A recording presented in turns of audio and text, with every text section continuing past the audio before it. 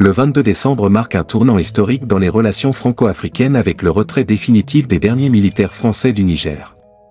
Cette décision signe non seulement la fin d'une présence militaire significative de la France dans le Sahel, mais aussi un changement radical dans la politique africaine de la France. Ce départ intervient dans un contexte de bouleversement politique majeur au Niger et dans les pays voisins, où des régimes militaires ont pris le pouvoir. Le retrait du Niger, faisant suite à des départs similaires du Mali et du Burkina Faso, soulève des questions cruciales sur les motivations et les implications de cette décision. Ce rapport vise à examiner en profondeur les raisons sous-jacentes, le processus et les conséquences du retrait français du Niger.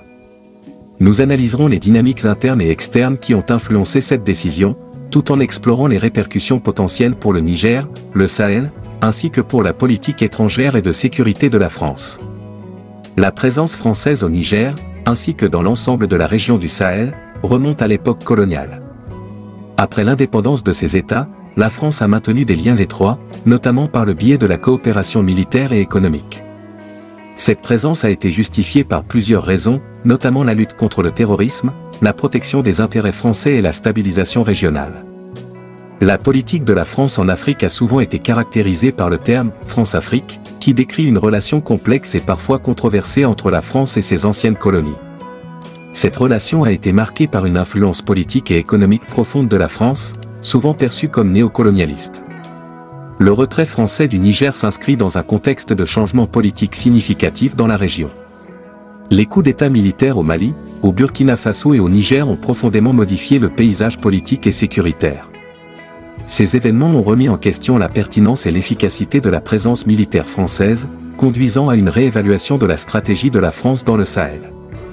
La montée en puissance des mouvements anti-français et la volonté croissante d'autonomie des gouvernements de la région ont également joué un rôle clé dans cette décision. Le retrait des forces françaises du Niger s'est achevé le 22 décembre, marquant la fin d'une décennie d'opérations militaires dans le pays.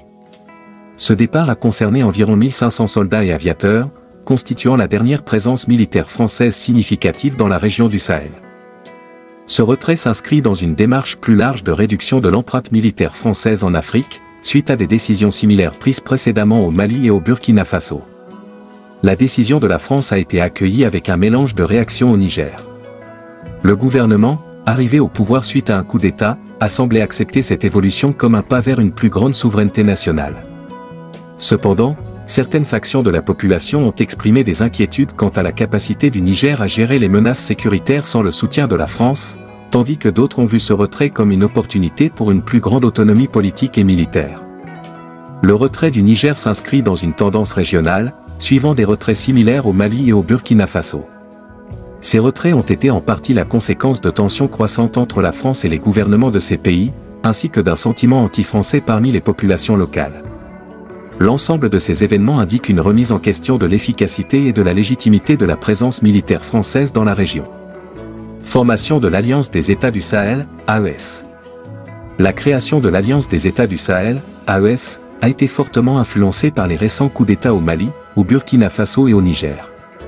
Ces changements de régime ont mené à une réévaluation des alliances et stratégies de sécurité dans la région. Les nouveaux gouvernements militaires, cherchant à s'affranchir de l'influence étrangère et à renforcer la coopération régionale, ont vu dans l'AES un moyen de coordonner leurs efforts de manière plus autonome. L'AES, créée le 16 septembre 2023, a pour objectif principal de lutter contre le terrorisme et de promouvoir la stabilité dans la région. Composée du Mali, du Burkina Faso et du Niger, l'Alliance vise à faciliter une coopération militaire et sécuritaire plus étroite entre ces pays. Elle compte près de 100 000 soldats et se concentre sur la sécurisation de la zone des trois frontières, un point chaud du terrorisme dans la région. L'AES pourrait représenter un tournant dans la lutte contre le terrorisme au Sahel. En favorisant une approche régionale et coordonnée, elle pourrait améliorer l'efficacité des opérations militaires contre les groupes terroristes. Cependant, l'efficacité de cette alliance dépendra de la capacité des États membres à surmonter leurs différences internes, à coordonner efficacement leurs stratégies, et à obtenir un soutien suffisant de la part de la communauté internationale.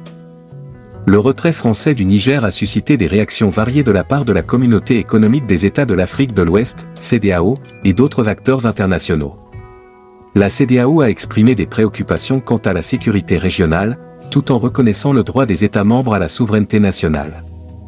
Des puissances internationales comme les États-Unis et les pays de l'Union européenne ont également surveillé de près cette évolution, évaluant les implications pour leur propre politique et engagement dans la région. Le départ des troupes françaises soulève des questions sur la capacité des forces de l'AES à gérer efficacement les menaces terroristes dans la région. Bien que l'AES offre une opportunité de coopération régionale renforcée, il reste à voir si elle peut compenser l'absence de soutien militaire et logistique français, longtemps considéré comme crucial dans la lutte contre le terrorisme au Sahel. Le retrait français a également des implications économiques, notamment en ce qui concerne l'aide européenne et américaine. La suspension de l'aide budgétaire européenne et américaine au Niger, en réponse aux changements politiques, a déjà conduit à une réduction significative du budget national. Ce changement pourrait avoir un impact sur le développement économique et la stabilité du pays à court terme. Perspectives d'avenir.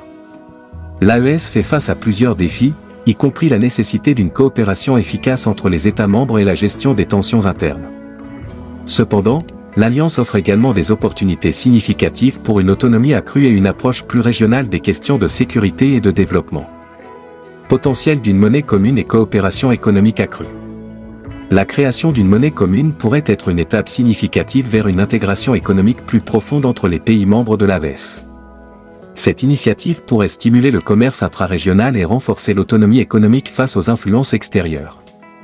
Scénario futur pour les relations entre les pays du Sahel et les puissances extérieures. Les relations futures entre les pays du Sahel et les puissances extérieures pourraient être redéfinies par une plus grande indépendance et une diplomatie plus assertive de la part des États du Sahel. La dynamique de pouvoir dans la région pourrait évoluer vers un équilibre plus régional, avec des implications potentielles pour la politique internationale.